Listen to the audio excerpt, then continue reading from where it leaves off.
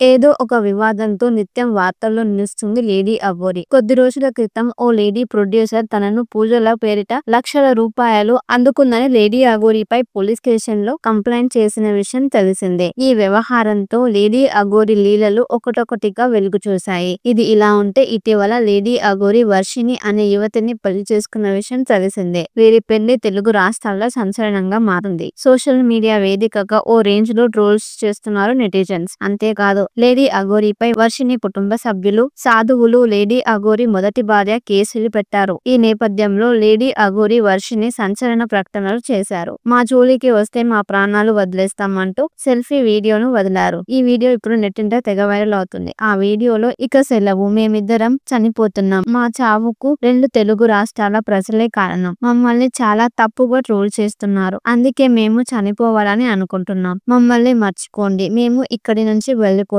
మమ్మల్ని ఎవరు వెతకొద్దు, మమ్మల్ని టచ్ చెయ్యొద్దు, ఇక మా ఇద్దరిని మర్చిపోండి, మీకు ఎవరికి కనిపించము, ఇకపై తెలుగు రాష్ట్రాలకు రాము, కేదార్నాథ్ వెళ్తున్నాము, జీవితాంతం అక్కడే ఉంటాము, మమ్మల్ని విడదీయాలని చూస్తే ఆత్మహత్య చేసుకుంటామని లేడీ అఘోరి వర్షిణి వెల్లడించారు.